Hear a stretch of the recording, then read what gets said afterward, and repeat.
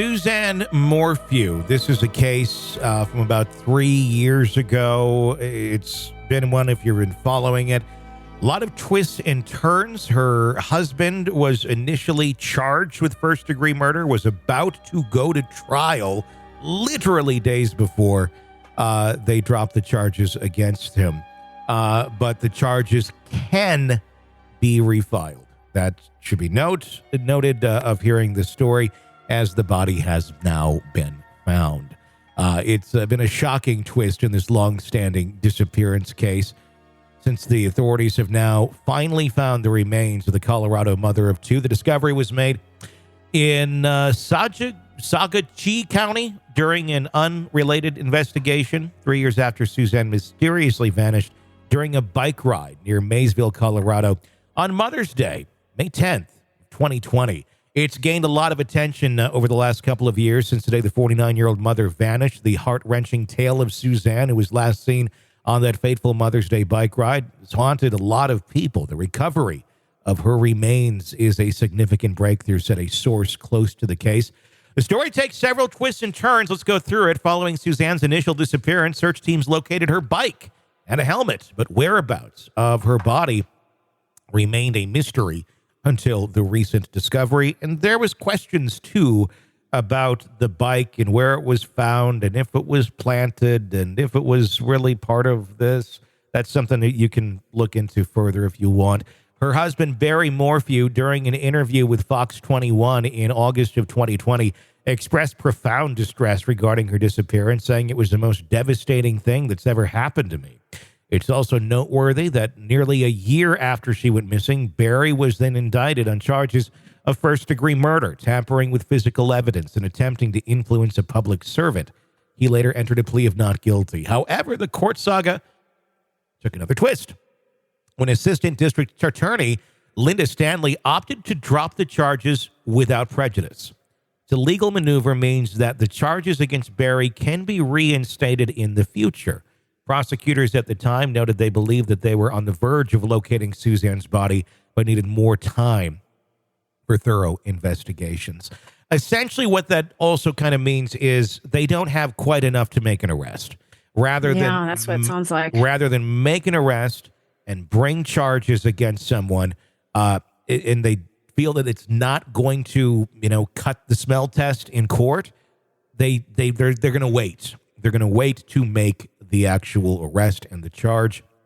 Obviously, they did make an arrest and a charge, but I think realized it just wasn't going to add up. One of the crucial pieces of evidence against Barry was a 129-page affidavit, which people had previously reviewed. In it, investigators shared a January 2021 conversation where they informed Barry about an extramarital affair Susan had for almost 2 years before her disappearance. Barry's reaction was both contemplative and cryptic. He stated, maybe in God's eyes, this was his way of resolving something. Oh, ouch. Why would you say that out loud if you're kind of in the microscope of possibly killing your wife? If you had nothing to do with it, even then, you got to look at the optics. And even if you're thinking that, even if you had a very contemptuous relationship and it was going downhill, which it very much looks like this relationship was on the outs. If you don't want to be a suspect, don't say that out loud. Yeah. Even if you feel it. I think that's pretty damning.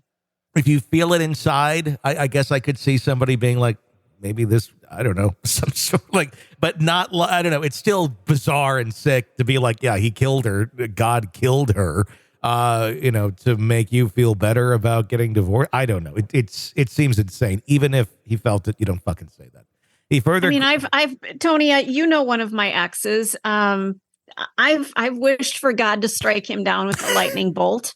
I mean, does that, something bad happens to him? Am I suddenly a suspect now? No, because you can't control the lightning. The fact that he happens to work in an area where there's pretty decent chances of getting struck by lightning on the job makes it a little more suspicious, though.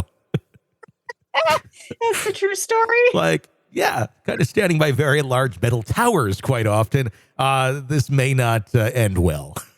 But He further grappled with divine implications of the tragedy, expressing confusion over why such an event would even happen. Subsequent sections of an affidavit paint a disturbing image, suggesting that Barry may have treated Suzanne like prey, allegedly trying to hunt and control Susan like he had hunted and controlled animals. This was a big game hunter, one of those assholes that has more money than they need and likes to go and just shoot innocent animals in the wilderness. And I'm not talking hunting deer or something. I'm talking like big game hunting where like going lions or elephants. Exactly. I'm not talking deer hunting. I'm talking crazy fucking hunting. The Morphew, giraffes. Yes.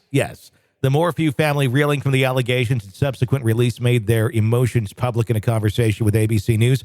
Barry expressed frustration with the prosecutors, believing they had wrongly accused him. His words conveyed deep frustration, saying they've got tunnel vision and they've looked at one person and they got too much pride to say that they're wrong and look somewhere else. His daughter Mallory echoed the sentiment, pleading for justice for their mother and criticizing the perceived missteps in the prosecution. Barry's attorney, Iris Eaton, in a candid conversation with People in 2022, articulated her belief that even if Suzanne's remains were found, there would be no link to her client. Well, following the recent discovery of Suzanne's remains, Eaton issued a heart-wrenching statement on behalf of the Morphew family. The statement read, Barry is with his daughters, and they are all struggling with immense shock and grief after learning today that their mother and wife, whom they deeply love, was found deceased. Yeah, I mean, it's been 3 years, though. I imagine there's still shock when you're given that news, because I would imagine, especially those kids, they've been sitting there hoping maybe something happened. Maybe she had some sort of psychotic break. Maybe she ran away. Maybe she'll come back. Something, you know? And then this takes away their hope at this point. This takes away that hope.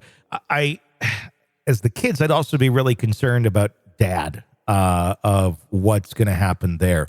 I don't know enough on this case to have an opinion on Barry Morphew. There's certainly, when you look at the case and you look at some of the evidence, there's some things that look pretty shitty. But those charges have since been dropped. Of course, they could come back again. But as with anything, anytime someone dies in a spousal situation where you have husband, wife, or girlfriend, boyfriend, whatever, there is going to naturally be a handful of things that connect one to the other, and may not always be exactly what it looks like in terms of, ooh, this is damning, or this is scary, or this is wrong. Take, for instance, the Lisk, Rex Heuermann, and the charges against him. His wife, Asa Elrup's hair was found on some of the victims, on some of the burlap that was there. Why? Likely because they lived in the same house, and it was kind of a cluttered mess. So not that shocking, but in the surface, you could also go, what's going on here? Is there some sort of connection? I think they should. It's hard not to look at that. And it should be looked at. And it should be looked at, but once checked out, it should be accepted as what it is, if there's really nothing going on. As of now, the question in everyone's mind is whether Barry Morphew is going to face a renewed round of charges in light of this discovery. They always say, it's much easier to prosecute someone when you have the body itself. They have the body itself now. So if there was something that they were waiting for, if there's, I don't know, it's going to be interesting to try and get any sort of DNA off of her if there is evidence of it. But I'm sure they'll be looking at fingernails if they're still there. I'm not trying to be morbid, but we're talking a 3-year body that's been out of the elements. It's going to be interesting what they can find and what the state of that body was, because I don't know what that was, but it may lead to more evidence or just maybe another piece of closure for those kids and him, if Barry had nothing to do with it, of his wife that tragically died out on a biking trip in the beginning of COVID. I know a lot of people who bike and hike, and and I don't want to blame anybody, but they put themselves in some really weird situations. Sure. For the sake of their sport. And it just concerns the shit out of me. So, anything can happen. Who knows? Maybe she fell off of a cliff or something and rolled, Yeah, I mean, there are a lot of, but they took 3 years to find the body. I'm wondering why. I don't know. I don't know exactly where it was found in relation to where the bike is. We're just learning all of this information as we record this. But something to keep an eye on as we keep watching this. I hear you 100%. In fact, Robin Dreek, who's a regular on our show every single day, he's going out for a hike, backpacking. We're talking about them. Is it hiking or is it backpacking or what is it called? Backpacking. Doing a round on his own through some pretty treacherous stuff this week. In fact, right as we're recording this. And I said, you better come back alive because I don't want to have to like cover you on the show. Oh, right. Well, and that's the thing. There's some podcasts that I follow. One of the guys that I just absolutely adored, his name was Eric Bollert. He was riding his bike, listening to music, and got hit by a freaking train. I mean, and I've known people who've hiked and gotten lost. How do you get hit by a train? I mean, that seems like it's a different. Like you kind of got to put yourself into that position. Well, I think he was zoned out so much and just powering through, and maybe had music up loud in his ears. I mean, AirPods in, you can just get lost in the moment and must not have been paying attention. Sure. Yeah. So I guess, as crazy as it sounds, I could see it happen. So who knows? And maybe something nefarious happened to this woman, but I also I raise my eyebrows a little bit because I know a lot of really extreme bikers and hikers and the shit that they get themselves into. It's like, oh my God, I'm surprised you came home alive. Yeah, no, it is. And I think that's part of the rush. As Robin even said to me, I'm like, well, I said, have fun with it. He's like, it's going to be hell. It's horrible. I hate every minute of it. Why are you doing it? He's like, I just do it to finish it and to be able to have done it and to say I accomplished that goal. I mean, he's a former Marine, that's his, that's how he operates and works. And so he goes for things like that. I don't get it because I'm not like that, but that's his thing. Yeah, I mean, it can get scary out there, and it certainly can. And this really wasn't any sort of crazy path. You're just out biking and on the bike. What if it was a bear attack? What if it was a pack of angry chipmunks? Well, hey, I saw somebody was attacked by an otter. It had like 42 bites and possibly rabies. So anything can happen, Tony. No, if I was out there biking and it's a big cliff, if there was like some weird animal that came up on me, I could easily see getting like, oh my gosh, and then you're off the cliff. Yeah. So I'm just throwing that out there. I mean, you're out in the wilderness, things can happen.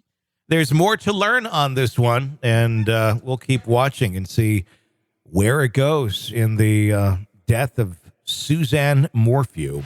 You're locked into the Hidden Killers podcast. Want more? Start binging on all of our true crime podcasts right now through Apple Podcasts and get an ad-free experience when you sign up to be a True Crime Today Premium Plus member exclusively on Apple Podcasts. More of the Hidden Killers podcast dropping soon. Press subscribe now.